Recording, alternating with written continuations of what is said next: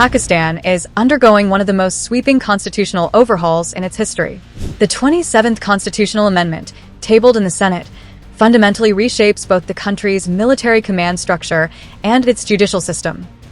At its core, this amendment concentrates unprecedented power in the hands of Army Chief General Asim Munir, while creating a new court that could diminish the Supreme Court's authority. The military restructuring is dramatic.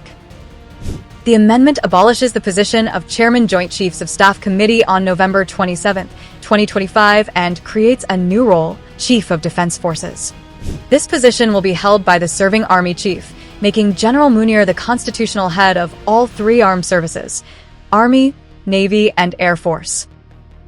The amendment also formalizes Munir's Field Marshal rank, which he received in May 2025 following the India-Pakistan conflict.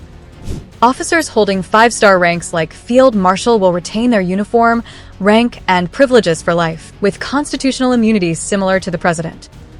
Only Parliament, not the Prime Minister, can revoke such titles. The timing is significant.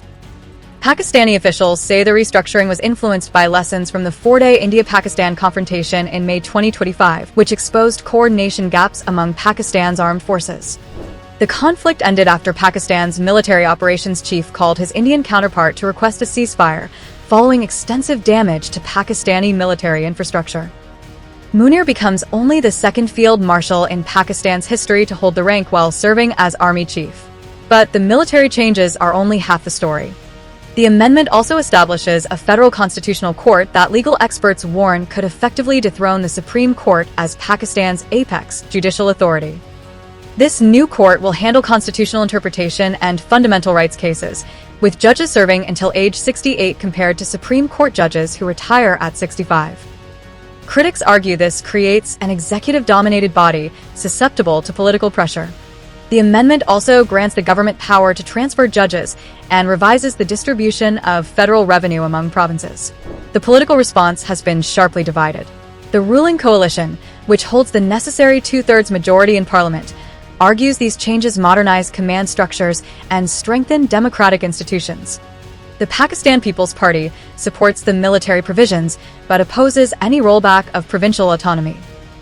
However, the main opposition party, Pakistan Tehreek-e-Insaf, has condemned the bill as an attack on parliament and demanded full disclosure of the draft. Legal experts have warned that the existing constitutional structure faces complete demolition, with one senior counsel saying the Supreme Court risks becoming a Supreme District Court. The amendment represents a fundamental shift in Pakistan's balance of power. It consolidates military authority under a single commander while potentially weakening judicial independence through the new constitutional court. For more news and updates, keep watching Live Mint.